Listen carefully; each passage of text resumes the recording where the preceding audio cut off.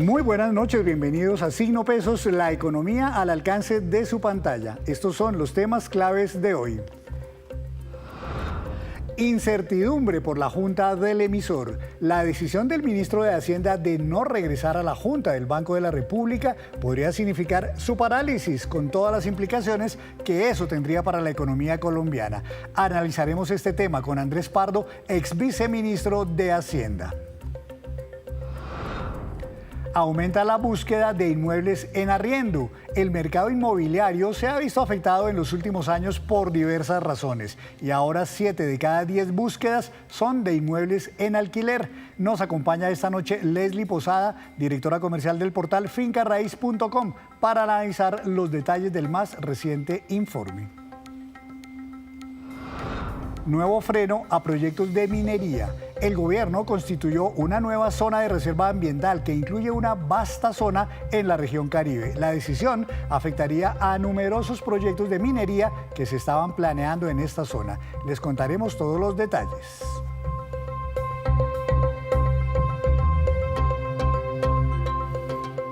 Y comenzamos esta emisión de Signo Pesos hablando del Banco de la República y de la incertidumbre que hay por cuenta del anuncio del ministro de Hacienda, Germán Ávila, de no regresar a las reuniones de esta Junta. Para analizar el tema, el futuro de la Junta y las implicaciones que tendría este panorama, saludo al doctor Andrés Pardo. Él es ex viceministro de Hacienda y actual director ejecutivo para América Latina de XP Investments. Doctor Pardo, buenas noches, bienvenido a Signo Pesos. Henry, ¿cómo está? Muchas gracias por la invitación. Doctor, muchísimas gracias. Pues entiendo yo, doctor, que las normas que rigen al Banco de la República y las reuniones de su Junta establecen que el ministro de Hacienda, su presencia es indispensable en esas juntas directivas. ¿Es así por norma legal o es simplemente una costumbre, digamos, que hay al interior del banco? Henry, el decreto 2520, que es el que desarrolla la ley 31, que es la ley del Banco de la República, dice que el que preside la Junta es el ministro de Hacienda, y para que las juntas sesionen y se puedan tomar decisiones tiene que estar el ministro de Hacienda presente. Entonces es correcto su apreciación que es necesario que él esté presente para que se pueda tomar una decisión, como por ejemplo subir o bajar las tasas de interés. ¿Y alguna vez que usted recuerde, doctor Pardo, se había presentado la situación de que, por ejemplo, por alguna enfermedad, por alguna reunión de última hora del ministro de Hacienda, él no pudiera asistir a la junta directiva, a la sesión de la junta directiva, y si ésta se quedó paralizada o eventualmente sesionaron sin él? No, normalmente lo que ocurre, y la norma también lo indica, es que si por alguna razón el ministro no puede asistir, entonces el presidente de la República puede nombrar un ministro ad hoc. Si mal no recuerdo, creo que a finales del 2024, cuando el ministro de Hacienda era Ricardo Bonilla, creo que en alguna reunión él no pudo asistir, no sé las razones, pero en ese momento fue nombrado como ministro ad hoc Diego Guevara, que era el viceministro general de Hacienda en ese momento, que después fue ministro, y él fue el que asistió a la Junta, y pues la Junta se realizó normalmente, pero digamos que en la historia reciente yo no recuerdo que nunca se haya dado una situación como esta. El problema aquí es que no estamos hablando de algún problema de agenda del ministro por el cual no pueda ir, sino que es que él y prácticamente que él y todo el gobierno decidieron que no van a regresar a las juntas directivas del Banco de la República, lo que se ha llamado entonces o ha constituido una especie de ruptura institucional. ¿Qué tan grave esto es para el funcionamiento mismo del Banco de la República y de esa misión institucional tan importante que tiene? No, pues gravísimo, obviamente. O sea, el Banco de la República tiene que sesionar, no se puede quedar con las manos amarradas para llevar a cabo la política monetaria del país. O sea, digamos que el Banco de la República tiene sesiones ordinarias una vez al mes, pero el Banco de la República también puede sesionar extraordinariamente en caso de que se necesite. Por ejemplo, durante la pandemia, pues en esos momentos de emergencia, pues digamos, el tiempo no daba para esperar un mes más para la siguiente reunión. Entonces se convocaban reuniones extraordinarias y la Junta sesionaba y tomaba unas decisiones de emergencia. Entonces, pues si se llega a presentar una situación de emergencia y el ministro no va a la Junta, pues la Junta o el Banco de la República no puede tomar decisiones de política monetaria que son para pues para reaccionar ante posibles eventos que puedan afectar la economía colombiana. Pero Henry, una cosa importante para mencionar, a pesar de que la norma dice que el ministro tiene que estar presente, pues viene después unos temas que son, pues que pueden tener repercusiones legales. Hay dos cosas. La primera cosa es que también la ley del Banco de la República habla de un tema que se llama las vacancias absolutas, y es que si alguno de los miembros de la Junta no asisten a la Junta durante más de 2 sesiones consecutivas, eso es un causal para que haya una ausencia absoluta.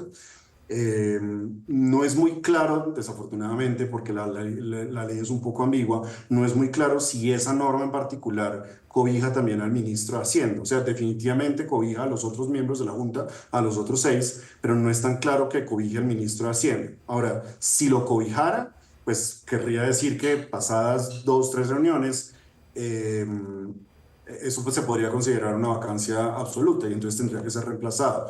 Pero también hay otra situación, es que el ministro de Hacienda, dentro de su manual de funciones, una de las funciones es precisamente presidir y asistir a las juntas del Banco de la República. Esto no son cosas opcionales. Cuando uno lo contratan a un trabajo, hay un manual de funciones y esos no son opcionales. Usted tiene que cumplir esas funciones que dicta ese manual. Y si no las cumple, pues en el caso de ser un servidor público, existe la posibilidad de que de pronto la Procuraduría General de la Nación intervenga y diga, oiga, usted no está cumpliendo las funciones, esto es una violación del Código Disciplinario y entonces puede ser causal de destitución.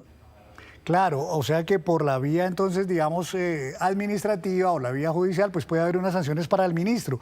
El tema es que aquí, digamos, el peso y la carga de todo esto es más político y aún si destituyeran al ministro, pues sería el presidente el que tiene que nombrar un nuevo ministro, o si el ministro no quiere volver, pero quieren nombrar a un ministro ad hoc, igual lo haría el presidente de la República. Luego, sí realmente hay una fractura muy grande que puede verdaderamente dejar paralizado a la Junta Directiva del Banco de la República en plena época, doctor Pardo, de aumento de la inflación y, por tanto, de medidas relacionadas con las tasas de interés para frenarla. Correcto, no, esto es un tema muy grave porque obviamente una situación que se puede presentar es que los mercados financieros están mirando esto muy de cerca, los inversionistas locales, los inversionistas internacionales están mirando esto muy de cerca, y si ven que el Banco Central no puede reaccionar, puede haber una reacción muy agresiva de los mercados internacionales, como que por ejemplo las tasas de interés de los bonos de deuda pública se suban de manera mucho más fuerte de lo que hemos visto hasta este momento. Puede haber una depreciación muy importante del tipo de cambio, pues una subida importante del dólar. Puede haber unas correcciones muy fuertes que reflejen precisamente la preocupación que se está dando ante la imposibilidad que tiene el Banco Central para poder reaccionar ante distintos momentos del tiempo y sobre todo en este momento en donde la inflación está al alza. Doctor Pardo, si eventualmente la Junta Directiva del Banco de la República quedara, digamos, frenada, quedara como en el limbo por la ausencia del ministro de Hacienda, eventualmente el gobierno o alguna otra autoridad tiene potestad para tomar decisiones sobre inflación, digamos, por la vía de control de precios, o sobre las tasas de interés como herramienta también para manejar, digamos, el tema de la inflación. Sobre las tasas de interés, no realmente, porque eso es potestad del Banco de la República. Sobre la inflación, pues, a ver, pues el gobierno siempre podría hacer algunas cosas para tratar de controlar la inflación, como usted dice, por ejemplo, con control de precios. El ejemplo más claro de control de precios que conocemos en estos días en Colombia, porque se ha hablado mucho del tema, es, por ejemplo, el tema de los precios de la gasolina. El precio de la gasolina, el gobierno decidió que en febrero lo iba a bajar 500 pesos y en marzo también, y ahora en abril decidió aumentarlo a 375 pesos. Entonces, pues el gobierno pues, sí podría hacer algunas cosas. Lo que pasa es que los controles de precios puede que sirvan en el muy corto plazo, entonces, pues digamos, en los datos de inflación que salieron de febrero y el que va a salir de marzo, seguramente vamos a ver que la inflación, a pesar de que bajó un poquito, o en marzo puede que suba un poquito, el componente particular del precio de la gasolina seguramente va a ayudar a que de pronto ese aumento no sea tan fuerte. pero cuando hay control de precios, como se han intentado en muchas partes del mundo, y aquí nosotros tenemos a nuestro país vecino Venezuela, que ha intentado hacer miles de controles de precios, el resultado final ya lo conocemos cómo es. Los controles de precios lo que hacen es que promueven que no haya producción de ese tipo de productos, porque las personas o las empresas que lo producen dicen, no, pues, o sea, si yo no puedo mover mis precios y me lo ponen a un precio fijo, en donde además mis costos están subiendo y llega un punto en donde los márgenes no me dan, pues simplemente no tengo ningún incentivo para producirlo, entonces se produce escasez. Y al producirse escasez, pues no existe ni siquiera el producto. Entonces, Claro. pues se ven las filas grandes que uno ve, que uno había visto en televisión en Venezuela, de gente haciendo filas y filas y filas para comprar huevos o leche o lo que sea, o simplemente no hay productos en las estanterías de los supermercados, y eso pues obviamente conlleva unos problemas sociales que son mucho más graves, sin mencionar los temas que eso conlleva sobre actividad económica y sobre la confianza sobre la economía, etcétera, etcétera. Entonces, de nuevo, puede ser que el gobierno pueda hacer algunas cosas menores para tratar de controlar algunos precios, pero eso no es una solución y claramente lo que puede es exacerbar el problema hacia el futuro. Claro, y no estamos hablando además, doctor, de una sola reunión a la cual el ministro eventualmente no iría, sino que estamos hablando de que en este gobierno todavía quedarían las reuniones de abril, mayo, junio y julio, y además en 3 de esas se discutiría y se tomarían eventuales decisiones alrededor de la tasa de política monetaria. Luego, no estamos hablando de algo de poca monta, estamos hablando de 3 reuniones súper claves en las que necesariamente tendría que estar el ministro. Sí, correcto. Efectivamente es el caso. Como dije anteriormente, hay sesiones ordinarias, entonces digamos que quedan las reuniones de abril, mayo, junio y julio. Ahora se podrían se podrían convocar reuniones extraordinarias, y pues digamos que ahí entre sesiones ordinarias y extraordinarias puede que se cumplan las 2, 3 reuniones que yo le mencioné que dice la ley del Banco de la República para que se considere una vacancia absoluta, y eso puede llevar a que el ministro de Hacienda pues, sea destituido o que no sea más ministro. Pero entonces lo que usted bien dice, el que tiene que nombrar al nuevo ministro va a ser el presidente. Si el presidente le da la orden al nuevo ministro que no vaya, pues volvemos al mismo tema. Entonces, no, o sea, esto es un problema muy complejo, muy complicado. Yo esperaría, primero por los problemas o las consecuencias legales que puede tener el ministro de Hacienda, yo esperaría que sus asesores legales le digan, mire, ministro, recapacite, vaya a las reuniones de la Junta, y yo personalmente le diría, yo creo que mucha gente de pronto estaría conmigo, es, mire, si usted no es en un cuerpo colegiado, si uno no está de acuerdo con una decisión, lo que uno tiene que hacer es ir a presentar sus ideas, ir a presentar, a sustentar por qué razón usted cree que hay que o mantener o bajar las tasas de interés. Usted también puede decirle al equipo técnico del Banco de la República, oiga, nosotros tenemos un arsenal de muchos modelos económicos, de otros que de pronto no son los que se usan en la ortodoxia regular, miremoslos, desempolvémoslos, miremos otras alternativas que otras se pueden hacer y salir con unas conclusiones en las cuales uno trate de demostrar que la posición que uno tiene es la correcta. Y convencer a los otros. Así es como funcionan la democracia, así es como funcionan los órganos colegiados. Pero digamos que si uno no está de acuerdo con un órgano colegiado en una decisión que, pues, digamos, no es que sea aquí nadie está haciendo nada ilegal en el sentido de subir o bajar las tasas de interés. Son decisiones que están dentro de la lógica de lo que se está mirando, de lo que está recomendando el equipo técnico. Si uno no está de acuerdo con eso, pues uno salva su voto, uno dice no estoy de acuerdo, pero pues acepta la decisión del órgano colegiado. Para eso es que uno está funcionando en democracia y para eso es que uno está funcionando dentro de la institucionalidad en la que estamos metidos. Claro. El presidente de la República juró cuando se posesionó que iba a respetar la Constitución de 1991. Y esa es la Constitución que tenemos hoy en día. Y es muy distinto si más adelante hay una constituyente, si se llega a cambiar la Constitución, eso es otro tema. Pero en este momento una de las cosas que tiene que hacer el presidente de la República es defender la Constitución y apegarse a ella. Y parte de la Constitución es la institución en la que estamos, y aceptar cuando uno es derrotado en una votación que es democrática, tal como lo instauró la Constitución de Colombia en el 91. Pues vamos a ver entonces qué sucede de aquí en adelante, doctor Pardo, porque lo que está en juego, como usted bien lo dice, pues no es poco y pues realmente sería muy difícil para el país una situación de esta naturaleza si llega a consolidarse esta advertencia o esta amenaza del gobierno nacional. Doctor Pardo, gracias por ayudarnos a comprender el tema. Muchas gracias por estar en Signo Pesos.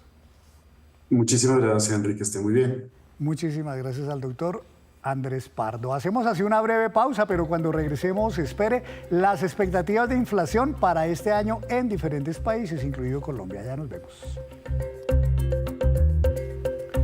Gracias por mantenerse conectado con Signo Pesos. En los últimos años ha habido varias causas que han afectado el mercado inmobiliario en Colombia, entre ellos la falta de subsidios por parte del gobierno nacional. Esto ha hecho alguna recomposición en lo que la gente busca a la hora de encontrar vivienda.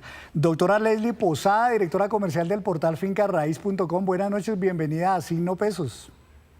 Hola, muchas gracias por la invitación. Buenas noches. Doctora Leslie, con ese panorama actual, ¿la gente está buscando más vivienda para comprar o vivienda para arrendar, para tomar en arriendo? Bueno, nosotros hicimos un análisis muy minucioso y de acuerdo a ese análisis que nosotros realizamos, hoy el 70% de las personas están buscando vivienda para arriendo y el 30% está buscando vivienda para venta.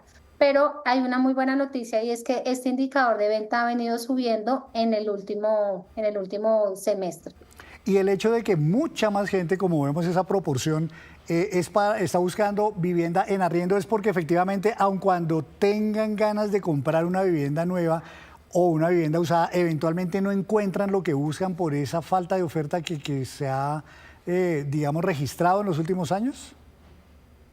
Sí, ahí la verdad es que ha habido, por diferentes factores, ha habido una parálisis de obras nuevas en diferentes departamentos y esto hace que claramente se vea afectado el tema de querer comprar una vivienda nueva, ¿no? Entonces, efectivamente, eso que mencionas es algo muy clave, el estar frenados en construcción en algunas zonas específicas. La situación que se registra hoy de mucha más gente buscando en arriendo que para comprar, ¿se ve por igual en todas las ciudades o eventualmente en unas más que en otras?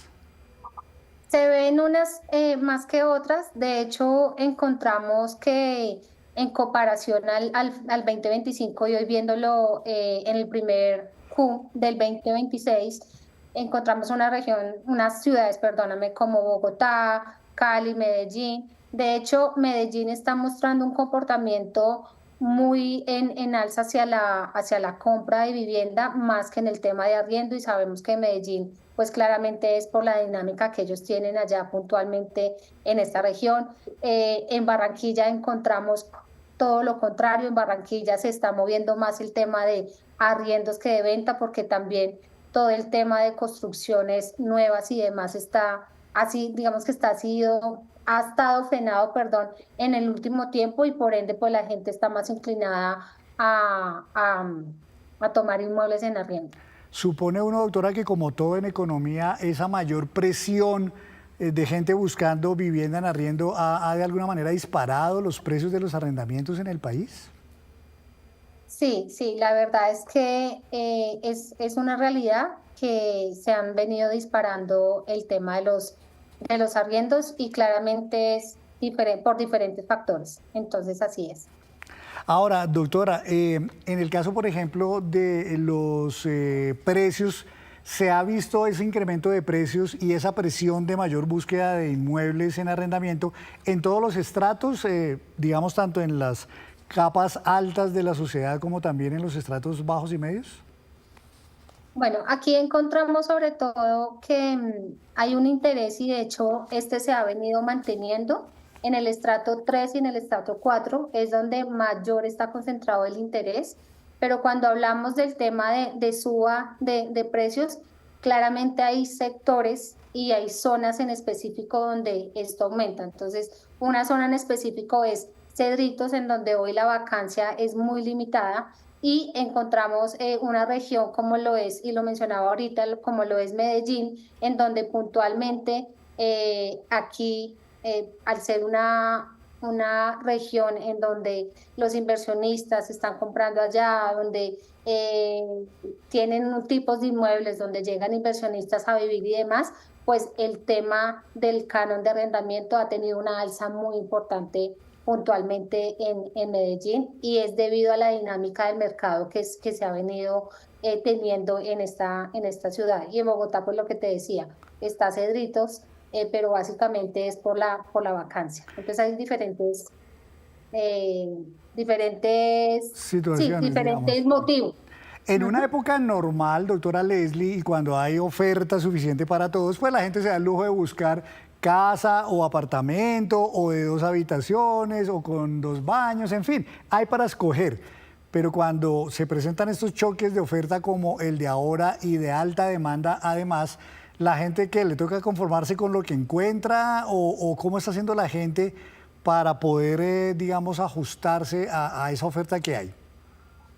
Sí, hoy la inclinación está mucho más fuerte en apartamentos, luego le sigue casas y luego está el tema de apartaestudios.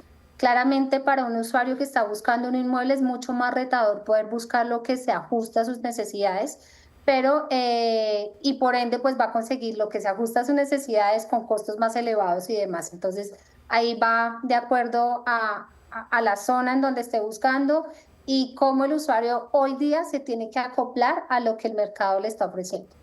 Hablemos ahora, doctora, un par de cositas sobre la vivienda nueva. ¿Qué tantos proyectos de iniciación se han visto frenados pues, por todas estas dificultades que ha venido enfrentando el sector de la vivienda en nuestro país?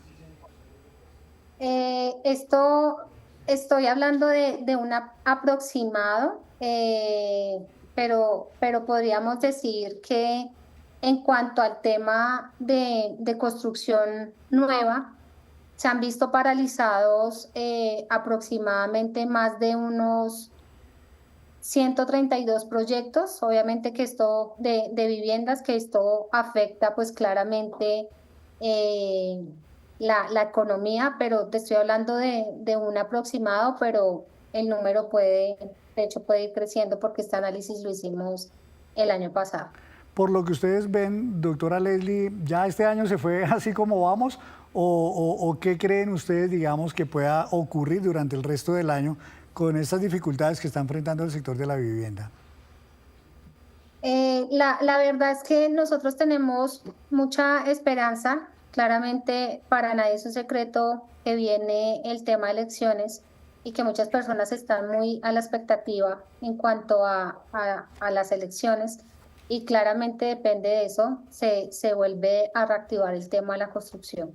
Entonces, nosotros vemos un panorama muy alentador. La verdad es que el sector inmobiliario es un sector muy fuerte que se levanta, lo pudimos ver en pandemia y se ha venido comportando, ha venido teniendo un crecimiento lento, pero lo ha venido teniendo. Y lo que proyectamos es, seguramente ahorita esté un poco frenado, es expectante al tema de las elecciones, pero una vez pasen las elecciones, vuelve y toma una curva hacia arriba. Una última pregunta, doctora Leslie. Estos temas que se están viendo este año en Colombia de una mayor inflación y por tanto unas mayores tasas de interés desde el Banco de la República, que en algún momento se ven reflejados también en los bancos, ¿le pega muy rápido al sector de la vivienda o se transmite muy rápido, digamos, a un sector como este? Sí, claramente. Se impacta porque la mayor cantidad, digamos que el porcentaje más alto de compradores de vivienda nueva acceden a subsidios y acceden a créditos. Entonces, claramente, la banca influye mucho en la toma de decisiones a la hora de comprar un inmueble nuevo o una vivienda usada. O sea, a la hora de comprar sí influye mucho y impacta inmediatamente. Pues doctora Leslie, muchas gracias por compartirnos el informe que sacan ustedes en Finca Raíz y bueno, esperemos que mejore el panorama, ojalá pronto, para beneficio de todos, tanto de los empresarios como de la gente que se beneficia de la vivienda. Muchas gracias, doctora Leslie. A ustedes por la invitación, gracias. Bueno, como siempre, muy amables desde el portal fincarraiz.com. Y hablemos de otros temas porque el gobierno declaró una reserva natural temporal de 940.000 hectáreas en la Sierra Nevada de Santa Marta durante 2 años, una de las más grandes de la historia del país. Ambientalistas y comunidades indígenas celebran esta decisión, pues limita nuevos proyectos mineros, pero claramente expertos de este sector de la economía hicieron cuestionamientos a la medida. Esta será la reserva natural temporal de 940.000 hectáreas que declaró el gobierno en la Sierra Nevada de Santa Marta. Incluye regiones de 3 departamentos, Cesar, Magdalena y La Guajira. Según el Ministerio de Ambiente, con esta decisión se busca asegurar el papel esencial de la Sierra Nevada de Santa Marta como sistema que regula el agua de múltiples cuencas que abastecen al Caribe colombiano, en coherencia con la apuesta por ordenar el territorio alrededor de la vida y del agua. No se podrán otorgar nuevas concesiones mineras ni podrán firmarse nuevos contratos de hidrocarburos en el área protegida.